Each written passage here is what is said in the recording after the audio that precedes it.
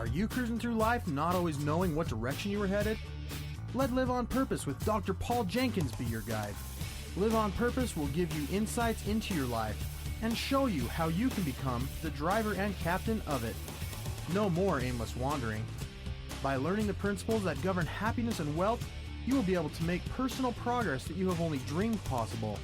And now, here's your host, the shrink who expands your life, Dr. Paul.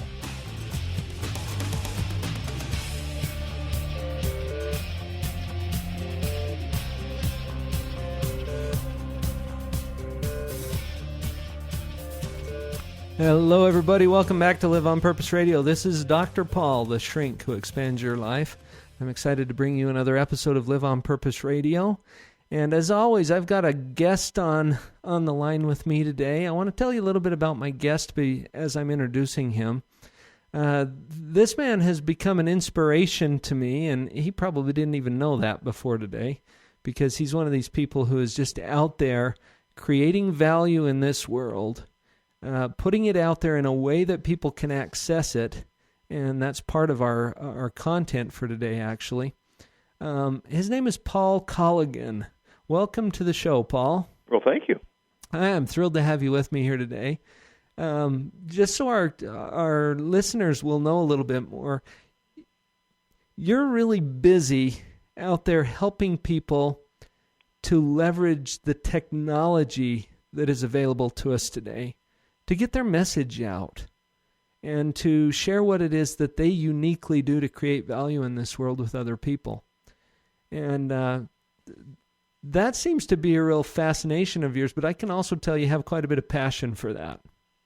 Well, first of all, thank you for stating it that way. Typically, I don't get introduced that way, and that's the way I'd prefer to be introduced, because it is about leveraging the technology to get your message out. Mm-hmm. You know, unfortunately, a lot of times people think the technology becomes the message. That's why you have 8,000 podcasts about podcasting, or a couple thousand books about writing books, or movies about making movies, that type of thing. Mm-hmm. And there's considerably more options than that out there. And if tech doesn't let us accomplish something, if we can't leverage this thing to, get more done, or get more free time, or spend more time with our family, or, something of benefit, then why have it? There seems to be a fascination with tech for tech's sake, and, I actually think that's kind of dangerous. I think I saw a tweet that you put out not too long ago to that effect about what is all this technology for anyway? And there's something at the root of it. There's something that technology is allowing us to do that has to have a value beyond the technology itself. And, absolutely. And if it doesn't, then stop, and figure out exactly right now why you're embracing this. Mm-hmm. I think the planet's actually made up of really two types of people. The first type, they think deep down that tech is here to make our life harder. Mm-hmm. And they build businesses and companies around it. And, actually, I honestly believe that's where Microsoft is at its heart. Tech is here. It's complicated, and we have to conquer the beast. Mm-hmm. And that's what we're here for. And then you got the other side of the world, which is, wait a minute, tech is here to do our bidding. Tech is here to make our lives easier, our lives better, our lives more fun. And I really think that's sort of the Apple take on things. Mm-hmm. And it's not, who programs better, or, who hires the smarter people, or even who has more passion. I've met people at Microsoft with tremendous passion. Mm-hmm. But it's a passion for, taming the beast as opposed to making the beast, do what it should be doing for us in the first place. Mm-hmm. Yeah, who invented whom, huh? Yep. And for what purpose? Yep. So as I was introducing you, Paul, I wanted to make a point that what you're doing is trying to help people to use what's been just bestowed on us. I didn't go out there and invent all of this technology, but here it is available to me. And I had a conversation about a year ago, I guess, with David Meerman Scott, and he wrote a book called The New Rules of Marketing and PR. Yep. And just recently came out with one called The Worldwide Rave. Yep.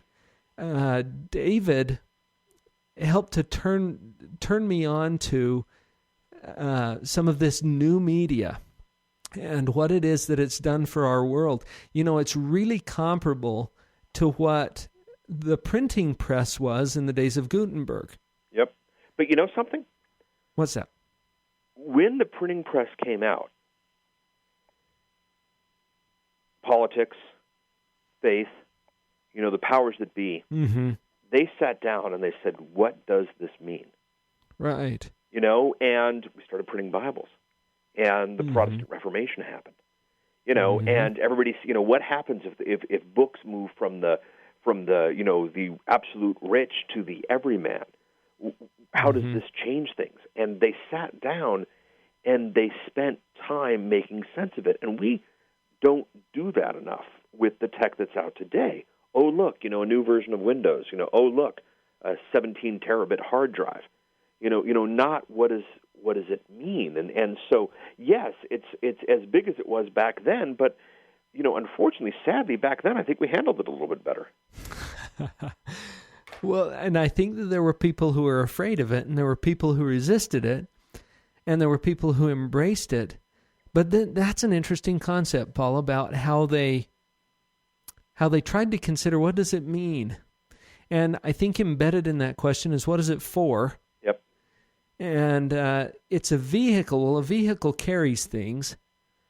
What does it carry? It's kind of like, would you ever stockpile copper wire because you're fond of energy? Right. It's not the copper wire that you value. It's the power that can flow through that wire. Exactly. And so I think as we develop this discussion today, I know that you understand this concept of content. And what we have to offer the world is the content. And there's a lot of vehicles for getting it out there, and you've become an expert at helping people to, pick out their vehicle or use it well. But what is it that they're going to deliver? I'm also remembering, and I apologize for forgetting the name. He's one of the executives for Google, who described most of the internet content out there as being a cesspool. Are you familiar with that? No, but sounds like something they might say. And what he meant was, people are using this technology for what? Yeah. And very little of it had very very relevant meaning to people in their lives. So when the rubber meets the road, I think what we're all about here is, what do you have? And speaking to anyone out there, all of you listeners, what do you have that could improve someone else's life? Yep. And if you can get it out quicker, easier, faster, and with a bigger distribution than ever before, how does that change it? If you had something that could enrich the life out of 1 out of every 1,000 people, and you live in a village of 500, the numbers aren't good. Yeah, where are you going to find that half person? Yeah, exactly. But if you've got the entire world in front of you, how does that change things? Mm-hmm. And that's where the real power of all this is. That's right. A friend of mine, Leslie Householder, wrote a book called The Jackrabbit Factor. And I was having a conversation with her about, she calls it the bathroom key analogy. And she said, if you've got a shop and you've got something really valuable that you want to sell to people or whatever, you open up your shop. You don't stand at the front door and offer everybody the bathroom key. Here it is. It's right down the aisle to the right. Right. Here, take it. Take it. That just irritates people, because most people coming into your shop don't want the bathroom key. And the ones who do already know that they want it. They're looking for it. You just have to make it available to them. So in the same way, like with your example of a village of 500, if you're offering a bathroom key to 30 people, how many people want it? Yep. But if you offer it to 30,000 people, how many want it? So that's the benefit of the technology, is to getting it out to the people who already know that they want it and would value it. In fact, You know what? Can I share a quick story with you, Paul? Please. I was losing sleep one night. because I enjoy podcasting. I've got a couple of podcasts that I do primarily to help people with their relationships and just living life on purpose and parenting. You know, these are the kinds of things that I offer. And this was, I guess, over a year ago. And I was losing sleep one night because I couldn't figure out how I could keep this going. I had no idea. How do I monetize this? How do I turn it into something that has an economic engine behind it? And so I went to the internet, of course, to Google. That's where everybody gets their information now, right? And I typed in monetizing a podcast, and guess who came up? I sure hope it was me. It was you. Oh, good. Yeah, between you and Alex, I got a lot of good content that night. And you know what? It's exactly what I was looking for. It answered several of the questions that I had so well that I have since been a loyal follower. And we've just recently actually made personal contact. But for all of that time, you were creating valuable content for me because you were able to use this technology to leverage it and get it out there. So, I don't know if I'm asking for a response to that, Paul. What is your response to that? Cool. That's exactly what you wanted. This stuff works. You know, and the funny thing is, let's go back to that Village of 50 example. Uh-huh. There are very few people out there who actually want to monetize a podcast. Mm-hmm. And if I were to try to set up shop here in downtown Portland, with a podcast monetization store, I'd go out of business so quickly, it wasn't even funny. Yeah. And part of search engine marketing and part of internet marketing is not 25,000 people at your website. It's enough customers to pay the bills. Mm-hmm. And it's funny because sometimes people go, well, how are you number one for podcast monetization? Well, I'm the only person talking about it, and Google's doing its job, or at least I'm the only one with any with relevant content. Yeah, relevant content talking about it, and therefore it's just Google doing its job. It's really not what am I doing right. It's what is Google doing right. Mm-hmm. And so that is the opportunity that we have in front of us, and it's really, really exciting. Mm-hmm. Well, as we're going to come up on a break here in just a few minutes, but what I would like to kind of get into next, I know there's a lot of people listening who have this idea that maybe they do have something that they want to offer the world. And I think there's a little bit of an entrepreneur in every one of us. Maybe I'm biased about that because I'm such an entrepreneur myself. But that sense that there's something valuable that I could offer this world. And I'd like to kind of develop that topic a little bit, Paul, and get into, well, where can you go with this? What can you do with it? Let's do it. All right, stick with us. We'll be back in just a minute.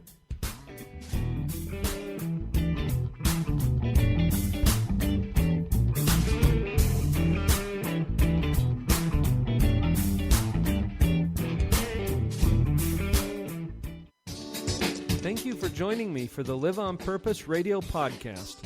It is truly an honor to be a part of your prosperity team. Please visit my website, drpaul.org, to get connected with other tools for you and your family. There you will find links to my weekly e-zine, Empower, Harnessing the Power of the Mind, and to the free Parental Power teleconference that I host every week with my wife, Vicki. You can also check out upcoming events or pick up powerful information products. Feel free to contact me directly with questions, comments, or to book me for your company or private event. Email me through drpaul at liveonpurposeradio.com.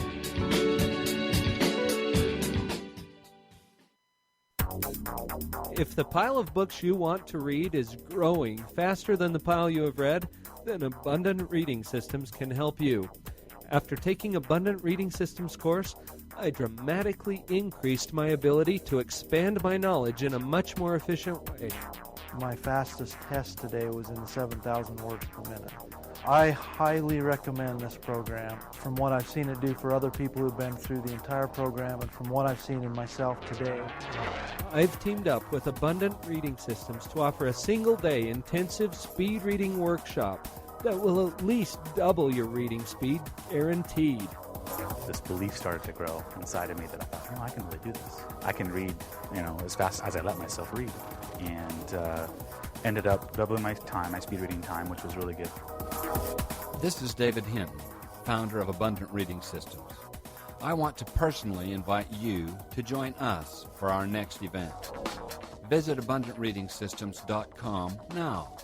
Abundant Reading Systems, reading at the speed of imagination.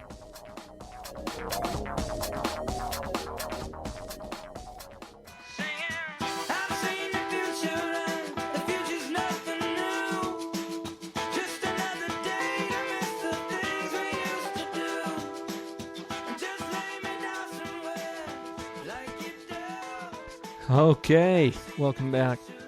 Paul, we've got a good start on this thing. I'm just thinking about all of the great ideas that are out there. And most of them aren't mine. They're not mine either. And I'm just glad that people have a way to share those ideas now with the new media. When I say new media, I'm talking primarily about the internet. And that includes, of course, blogging, podcasting, social networking, things like that. And I was wondering if you might just take a minute and share some of your thoughts about where people can start with this new media and getting their idea out about how they can improve the lives of other human beings. Well, the first thing I do is I would participate in the process, because you don't know what you don't know. Yeah, for lack of a better term. Now, your audience is already participating in this podcast, so they've taken the first step, and congrats. But immerse yourself in this. Start reading blogs, and ask yourself, how are these things different than the traditional press? And I'll give you a couple of clues. Number one, the good ones are exactly the amount of words that they need to be. Oftentimes newspaper. It's funny. Some people that love blogs the most are newspaper authors and magazine writers, because they've always been told, make this fact in 1,500 words. Period. But it's a 3,000 word topic. Well, cut it in half. Right. Or even worse. Well, it's a 200 word topic. Well, expand it.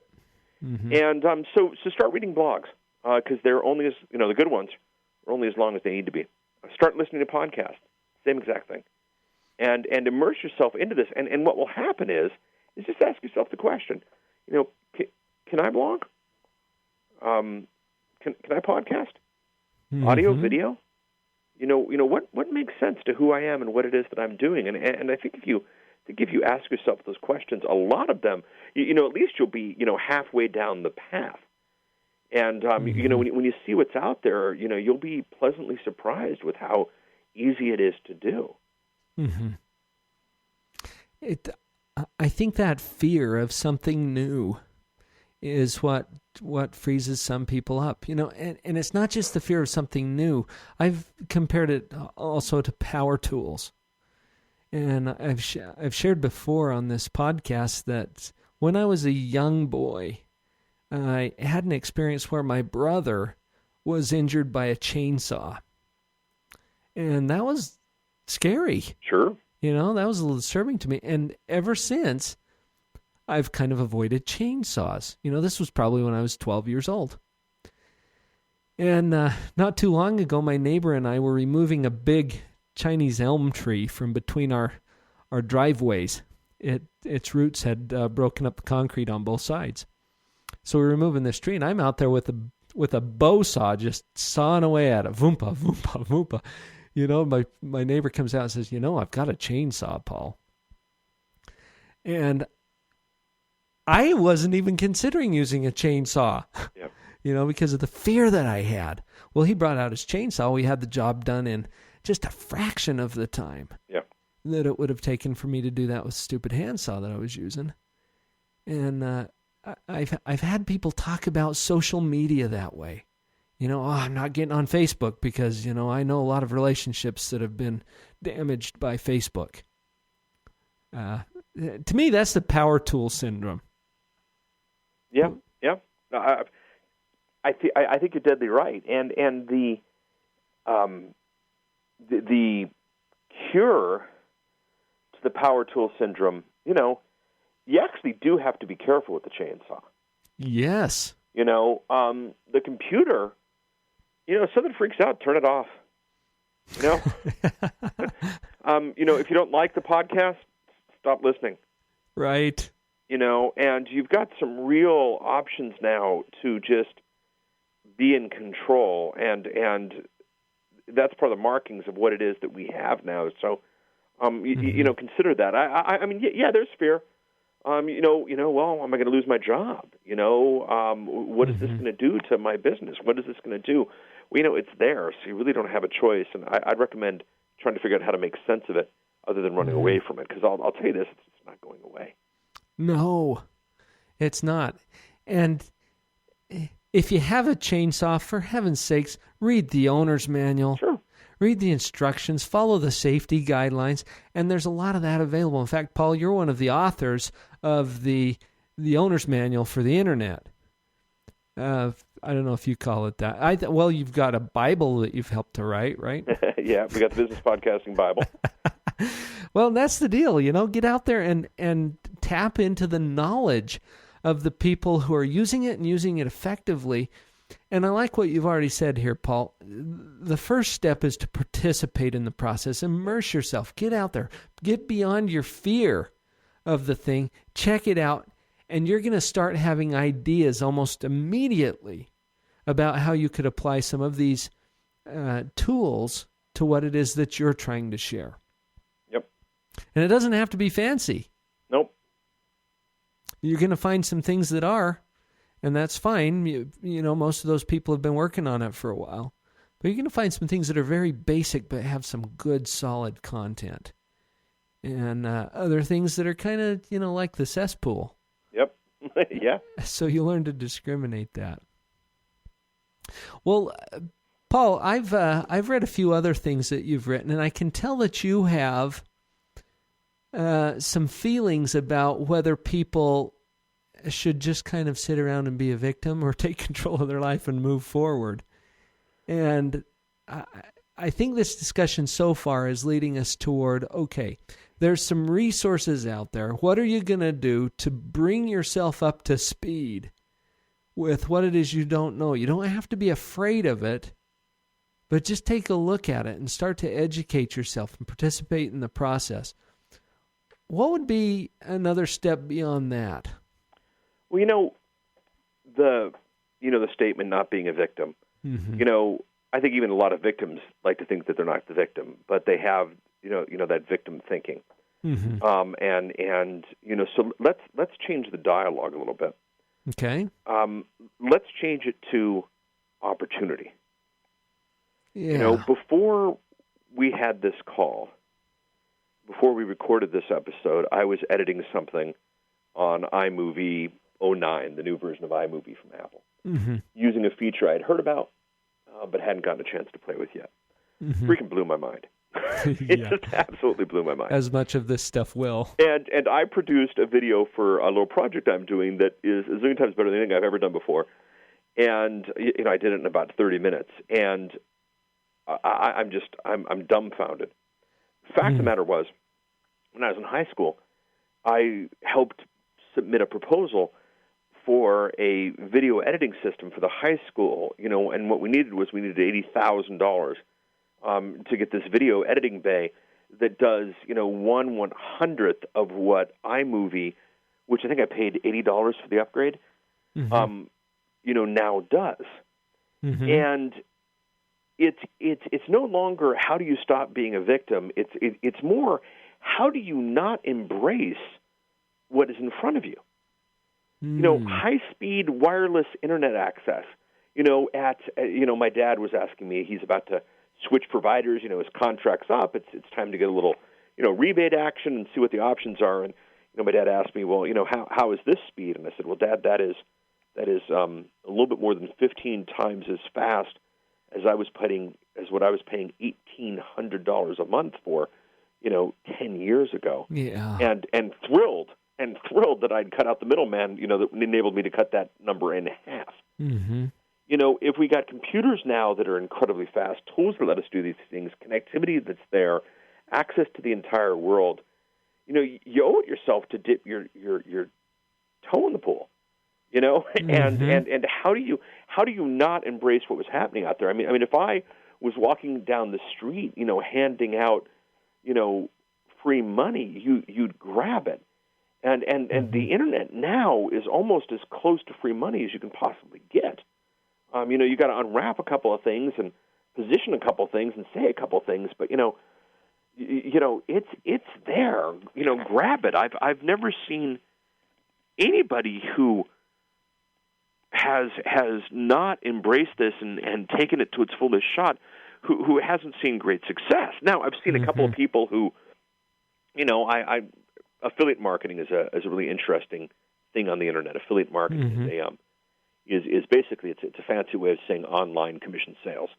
That's right. And the thing that's interesting about affiliate marketing is that whereas, if I were to hire a sales guy here in Portland, there is a ton of legal paperwork. There's unemployment insurance. There's, a bazillion things. So in a million years, I just wouldn't think about it. It's just not worth the effort.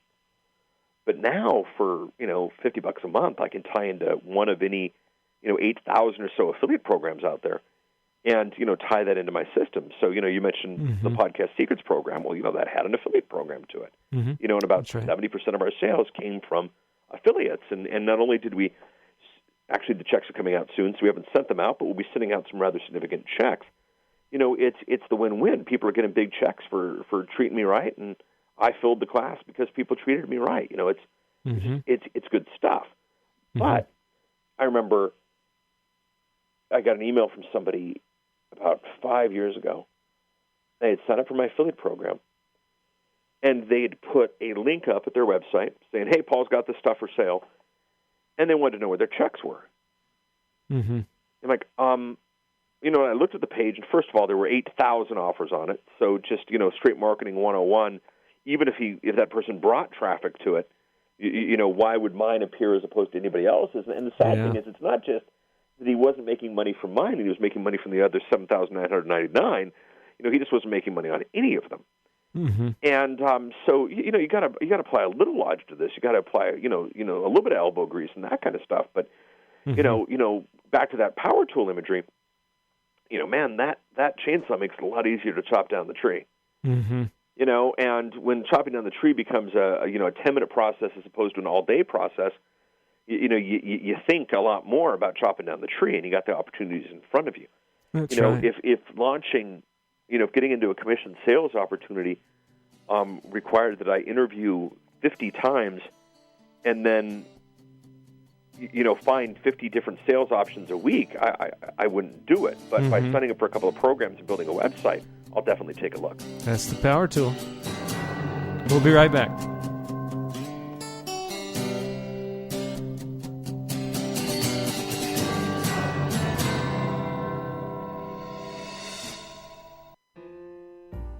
I've got a great idea.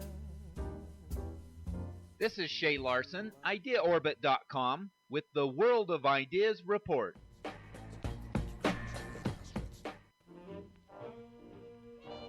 Those who teach children all too often have to say the following statement: stop leaning back on your chair. Or how about, that is going to break that chair? In fact, did you know each year over 7,000 injuries are reported in British hospitals alone due to children seesawing on their chairs? Worldwide injuries reach the hundreds of thousands each year. One British teacher finally decided to do something about this. His name is Thomas Keisel, and his new invention not only stopped children from rocking back in their chairs, but he retired as a teacher because his product was so profitable. He calls it Max. Max is a chair design where the back legs of the chair are bent backwards a little.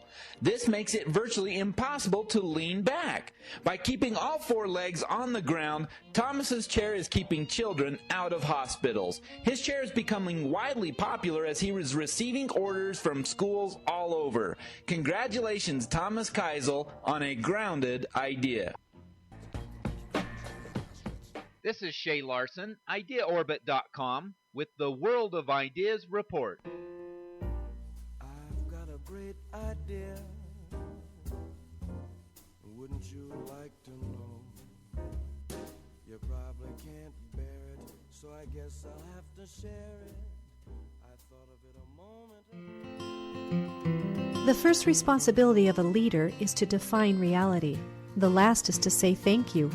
In between, the leader is a servant. Max Dupree.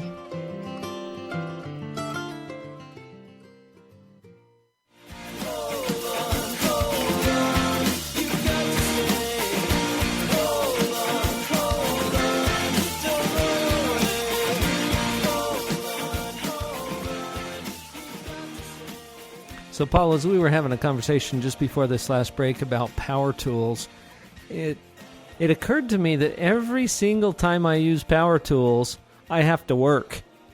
Yep. And that part is not going away anytime, anywhere.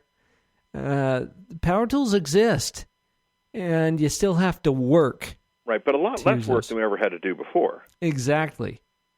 And it just makes your work so much more efficient and effective. We could build a house with a rock and nails, but the hammer, makes things a lot more effective. Yeah, exactly. So, as far as the new media is concerned, the fact that you have a blog or a podcast doesn't mean that you're providing value to people. Correct. Talk for just a minute about content and the importance of the content. Well, content, the classic statement is, if you don't know what you want, you're never going to get it. Mm-hmm. And that's true. And, one of the things I've been fascinated by, this 4-hour work week book that was about a year old now. Timothy Ferriss. Got a chance to hang out with Tim a little bit and get to see him in action a little bit, and there were some really funny things. But the thing about the book, I'm going to give you guys the Reader's Digest condensed version of it. Okay. The first third of the book is the vision. Mm-hmm. The second third of the book is what I call the life hacks, the little things that you can do to pull this thing off. Mm-hmm. Those were impressive, but really the most powerful part of the book, the most impactful part of the book, was the end of it, where he basically said, look, here's the deal. If you don't know what you're going to do with those other 36 hours, you're never going to have the 4-hour work week. Yeah. And he was dead on. I had asked, I really enjoy this job. I enjoy what I'm doing. What would I do if it only happened in 4 hours? And I had to really sit back and work things through. And, now I have answers, and that's probably an entire different episode, but it's the reality of where things are. So you're going to create a show. Well, if you flip on the microphone and start chatting, if you don't know what it is that your show's trying to accomplish, not only will you not get there, but you're going to bore the heck out of a lot of people on the way. Mm-hmm. So, classic, Covey, begin with the end in mind. What's the goal? What's the accomplishment here? What are you trying to attempt? When you ran the credits at the beginning of the show, you explained what the show's about, what it is you're trying to accomplish. Mm-hmm. And as a result, when this thing's over, you're going to be able to ask yourself, well, should we publish this one? Did this one meet, or is Paul just a, rambling fool, and obviously somebody else writes his copy? And if you know what it is you're trying to do, then you can point yourself in that direction. So, the very first thing I do is what would I want? What would the audience that I'm dealing with want? And the great thing is this is part of the participatory part of all this. As you start to immerse yourself in a community, you pick the community of people passionate about aluminum recycling. I'm looking at a Diet Pepsi can here on my desk. Mm-hmm. And you find this community passionate about aluminum recycling, and you want to do a podcast about the aluminum cycling industry. Well, the great thing is you start to figure out this world, and you're on the blogs, and you're commenting, and you're Twittering, and you're Facebooking, and all these things. We can say, I would love to launch a show about our little world. What do we need? What's missing? What's out there? Or if you've got an idea, say, hey, I want to launch a show, and here's what I want to do, and here's the angle that I'm going to take. Would this be worth your time? Is this something that you'd be interested in?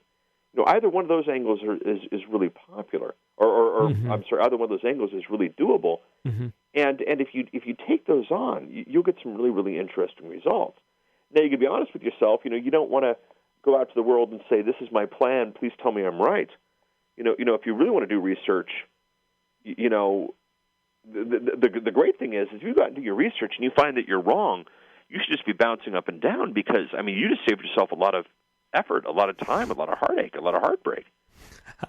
And people forget that. Failure is just a testing result. Is this a good idea? No. Good. Glad I didn't do 100 episodes about it. Good to know that now. Yeah, exactly. But we get so darn attached to our own stuff. Yeah. I like what you're saying there about be open to that feedback. Yeah. It's market research. It's testing. It's not just it's market research and testing sounds so pie in the sky and sounds so high and mighty. Mm. This is the stuff that's going to give you the info that's going to pay the bills.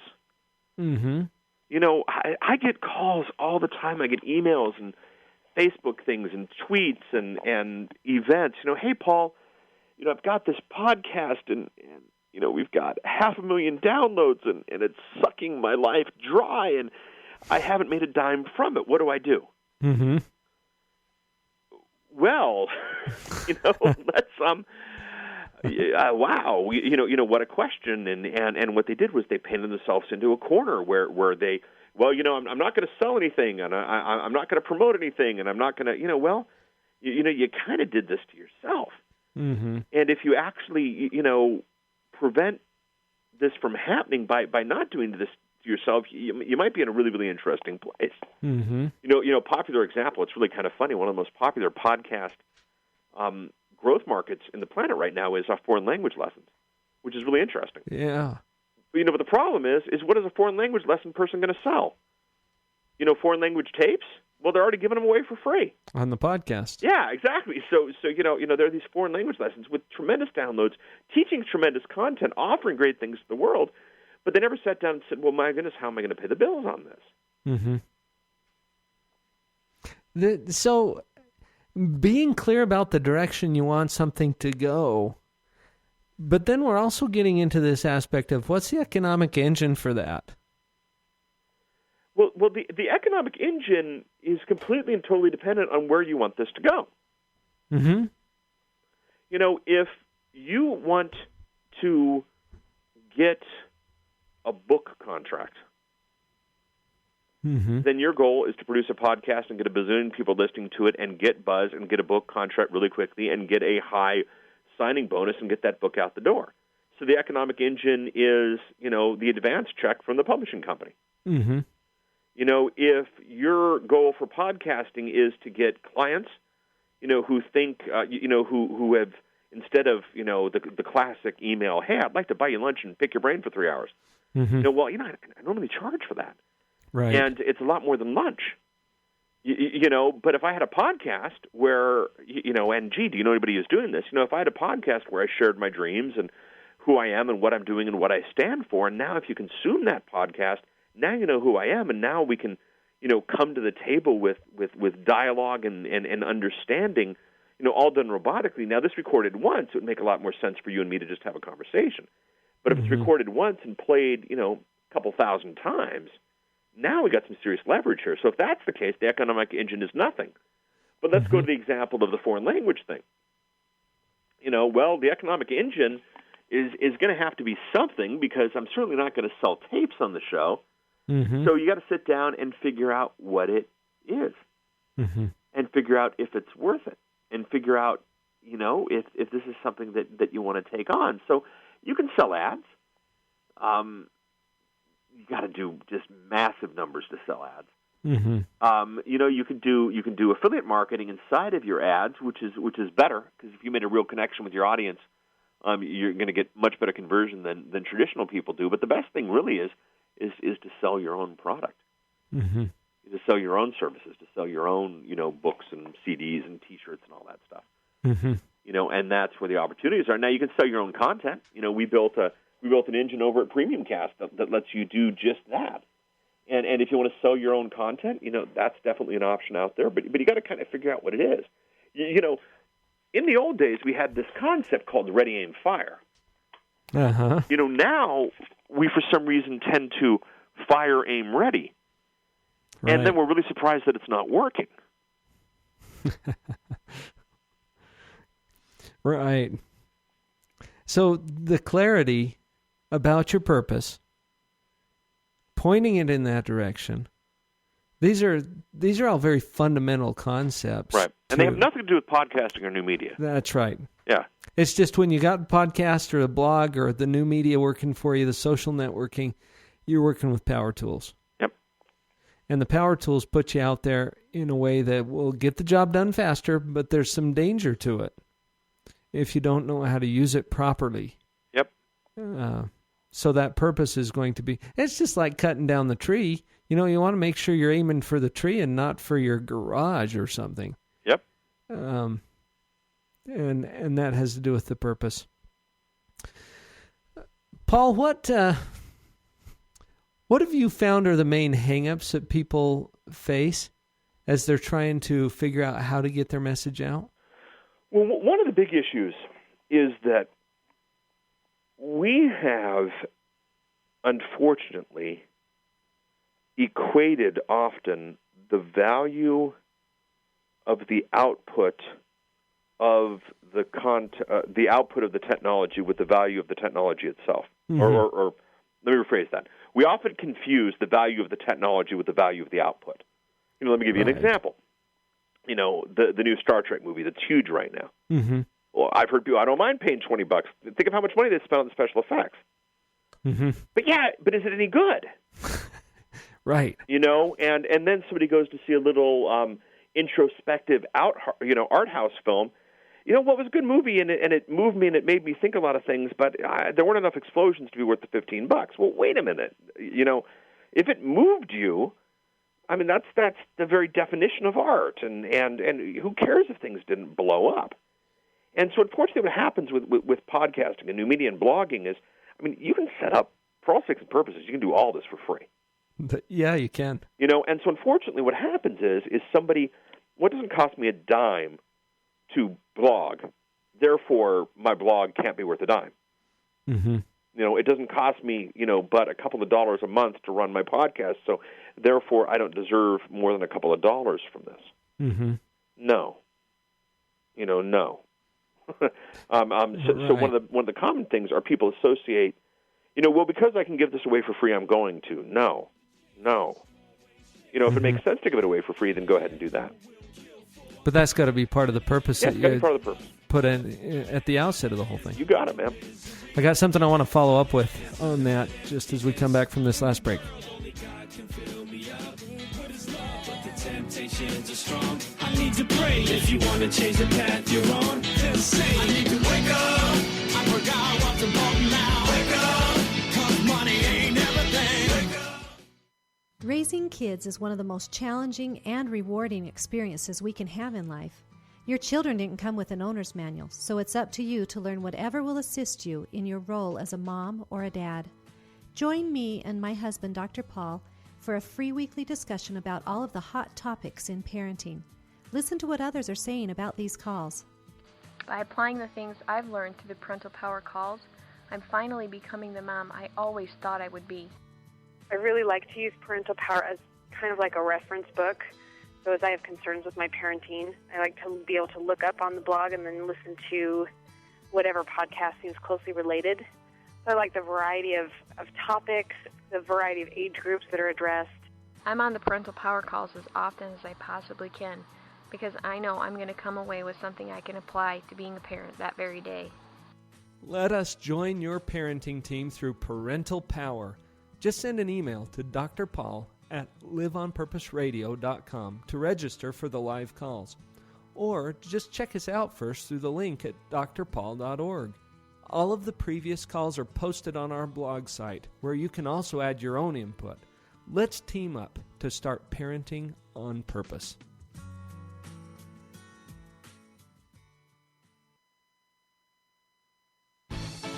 This is Kirk Weasler to tell you about morebetterbooks.com. Morebetterbooks.com is where you can find more better books for a more better life. Not only that, let me tell you about some of the very fun and cool select titles on morebetterbooks.com. You'll want to get a copy of The Dog Poop Initiative. This best-smelling book could change your life forever. It certainly changed the lives of thousands of Boeing employees, as well as school teachers, parents, leaders across the United States and in Israel and in Germany. And you can get your own copy at morebetterbooks.com. Whoa, that's not all. What about The Cookie Thief? This classic tale told in a rhyming format, fully illustrated with very fun hidden messages. Pick up a copy now today on morebetterbooks.com. Are there great titles there? Finding Your Pathway to Mastery, Beyond Illusions, Make It Great. These titles are only available on morebetterbooks.com. Go to morebetterbooks.com today and begin to have a more better life and live that life on purpose.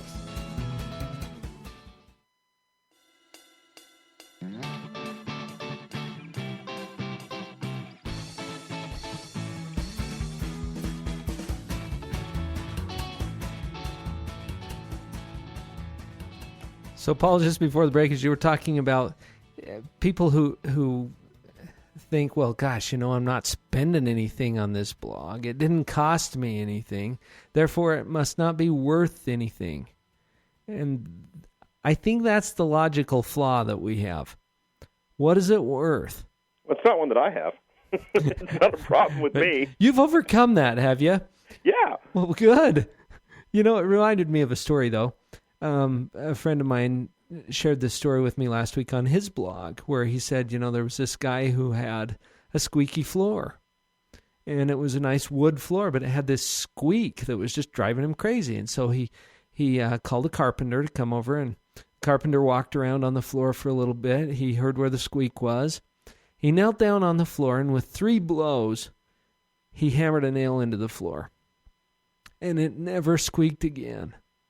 And then he gave the guy a bill for $50, and he itemized the bill. It was $2 for hammering, $48 to know where to hammer. Yep. And the value is in the human life contribution that we can make. It's not in the activity. It's not in the blog. It's not in the hour. I was in this trap for a while. As a psychologist, I was billing people by the hour. Well, I'm not selling them an hour.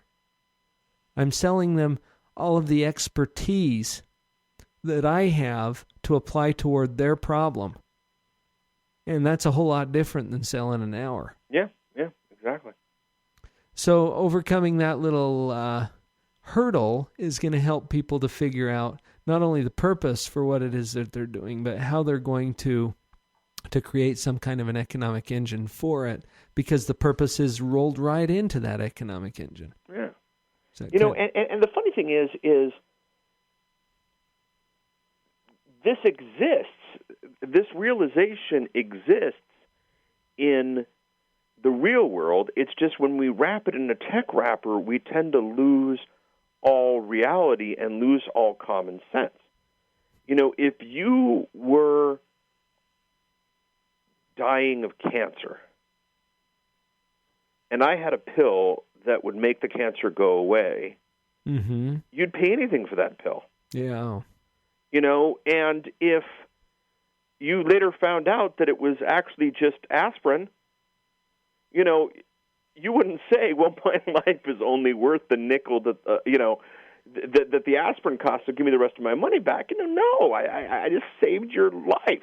There's no value on that at all. I knew which nail to hit, if you will.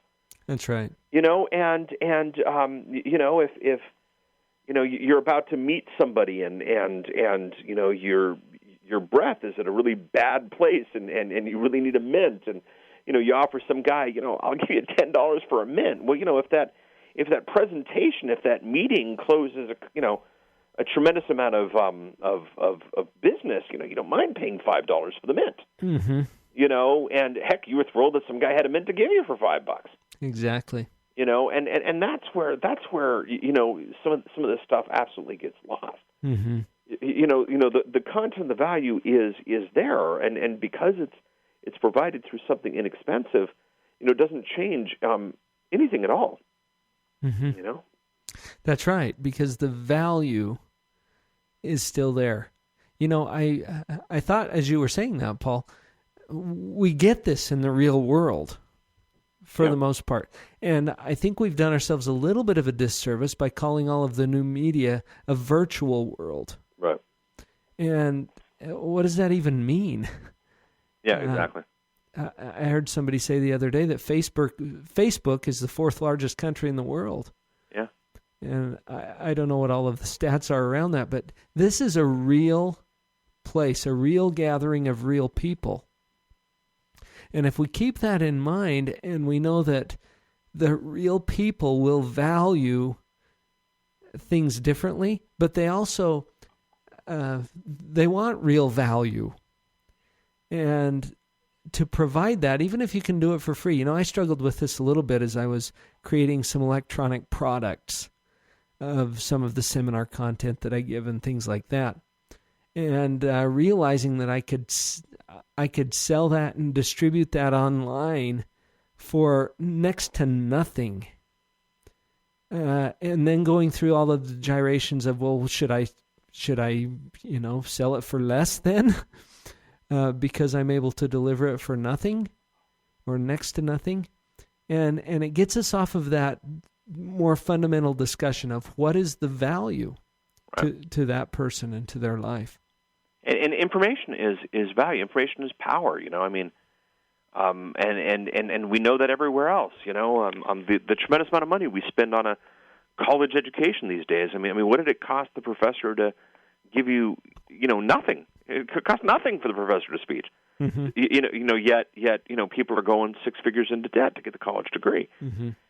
And happy about it. And it's the one debt worth having, or something like that, some ridiculous thing like that. Mm-hmm. And we value content every other way, but for some reason when it has a tech wrapper around it, it's not real, and that's doing more damage than good right now. Mm. Well, you're one of the front runners out there to help to change some of these perceptions. And in this last segment, Paul, I want to spend a little bit of time allowing you to just kind of overview for us some of what you're doing, what's available to people, in terms of the power tools or the information or the tech that they can tap into if they just know where to go. What kinds of things are you doing that you'd like to make our listeners aware of today?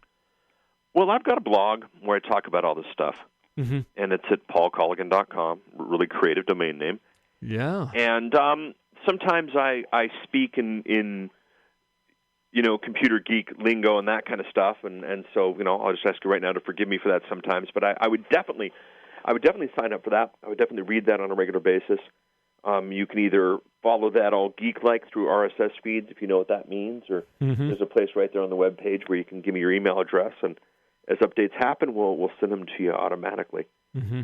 I've got a service called Premium Cast, which is sort of a Web 2.0, information marketing shopping cart engine, e-commerce engine, and it allows you to kind of leverage some of the tools that are out there, RSS and iTunes and Disc on Demand and private membership sites and all this stuff, and actually, package your content and sell your content accordingly. Mm-hmm. Every year we offer the Podcast Secrets class. Currently that one's closed, but if you head out to Podcast Secrets, you can get on the waiting list and find out when it's open again next year. Mm-hmm. You can take a look at that. Those are the big focuses for what I'm doing right now. In terms of tools, you can go to WordPress.com right now, and you can get a free blog and try it, today. And you can go to Blog Talk Radio, and you can get a free, podcast that you call in. Try it today. I'm realized there's some real marketing disadvantages to having your podcast under somebody else's name or having your blog at somebody else's domain that you would never want to take a very serious stab at. But to dip your toe in the water, the pink spoon over at 31 Flavors, if you will. Yeah. That's all fine and dandy. And the fact of the matter is, yes, you can click a couple of buttons, click submit, and now you're available to the entire world. And so that's what we have. Those are the options in front of us, the short list. You might want to play with this Twitter thing. It's fascinating. In the next 6 months, it's either going to be extremely important or it's going to implode. I haven't figured out which yet. So for the archive, you can look back at this historically and go, well, Paul was right, or Paul was wrong. I guess if it stays where it is in 6 months, that's where you can say I'm wrong. But Twitter might be looking at. Oprah is paying attention to it, and Larry King is paying attention to it, and Ashton Kutcher is paying attention to it, and Barack Obama is paying attention to it. So that's not a spectrum of figureheads, that you may or may not agree with. It doesn't matter. It's certainly worth paying attention to. Facebook makes a lot of sense as well. There's an old joke that people are leaving the internet every day for Facebook. Yeah. And they've wrapped all the functionality and all the form that we love in a really nice little package, and it's really, really comfortable, and something worth taking a look at as well. Those would be the top ones I'd recommend. Well, and as you were saying earlier, it might not be the top marketing move for your business to get a WordPress blog or to get onto Blog Talk Radio or something like that, but you got to start somewhere. Yeah. And like you said, dip your toe in there, take the little pink spoon, get a sample, start to feel it out and immerse yourself. Get out there. This is the world that we live in. Yep. And whether it's a virtual world or a real world, I think those lines are blurring a little bit because this is our world. This is what it includes. And so, Paul, I think you've done a great job of getting people there to the introduction of these things and the things that you're making available through your website. And once again, that's Paul Colligan, spelled Colligan, paulcolligan.com. And, Paul, you've got all kinds of great links there. Your podcasts are available there. Yep. And a lot of great resources for people who just want to learn how to leverage this new media to get their word out. Paul, I sure appreciate your being with me today at Live on Purpose Radio. Thanks for having me. Thank you so much for your contributions. I want to just encourage everybody to go out there and live on purpose. We'll catch you on our next episode.